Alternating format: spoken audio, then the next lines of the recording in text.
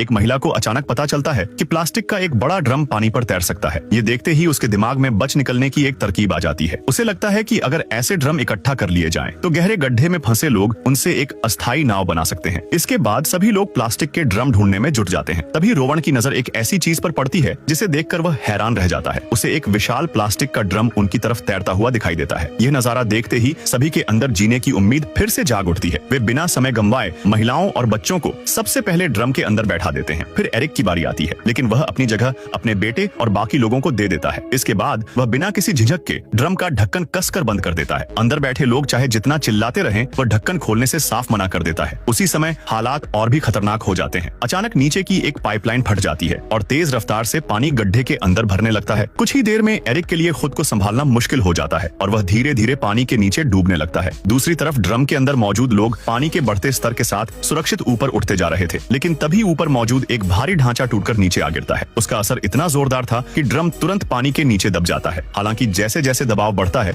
Drum फिर से ऊपर उठने लगता है। सभी लोग राहत की सांस लेने ही वाले थे कि उन्हें एक नई मुसीबत का पता चलता है। ड्रम कई तारों में उलझ चुका था। अब बाहर निकलने का कोई रास्ता दिखाई नहीं दे रहा था। ऐसे में अंदर मौजूद लोग पूरी ताकत से ड्रम की दीवारों पर धक्के मारना शुरू कर देते हैं। हैरानी की बात यह थी कि यह तरीका काम कर जाता है। लगातार टक्करों की वजह से ड्रम आखिरकार तारों से छूट जाता है, लेकिन खतरा अभी टला नहीं था। बहुत तेजी से ऊपर उठते समय एक लोहे की पाइप ड्रम में घुस जाती है और उसी छेद से पानी अंदर भरने लगता है। सभी लोग मिलकर पाइप को हटाने की कोशिश करते हैं, लेकिन लाख कोशिशों के बाद भी वह अपनी जगह से नहीं हिलती। उन्हें लगने लगता है कि अब शायद बचना नामुमकिन है। तभी ऊपर से एक आवाज सुनाई देती है। यह एरिक था, जो किसी तरह वापस तैरकर उनके पास पहुंच गया था। वह पूरी ताकत लगाकर कई जोरदार लातें मारता है और आखिरकार ड्रम को पाइप से छुड़ा देता है, लेकिन छेद अब भी खुला था और पानी लगातार अंदर आ रहा था। इस मुश्किल घड़ी में रोवन अपनी पूरी ताकत लगाकर उस छेद को अपने हाथ से बंद कर देता है। उधर एरिक की ताकत लगभग खत्म हो चुकी थी। वह रोवन का हाथ पकड़ने की कोशिश करता है, लेकिन दोनों के बीच की दूरी कम नहीं हो पाती। सभी को लगने लगता है कि एरिक अब खुद को बचा नहीं पाएगा, लेकिन तभी एक चमत्कार जैसा होता है। ड्रम ऊपर उठते समय एक तार एरिक के पैर में फंस जाती है और उसी के सहारे वह भी ड्रम के साथ तेजी से ऊपर की ओर खींचने लगता है। अब ड्रम पूरी रफ्तार से सतह की तरफ बढ़ रहा था, लेकिन तेज दबाव की वजह से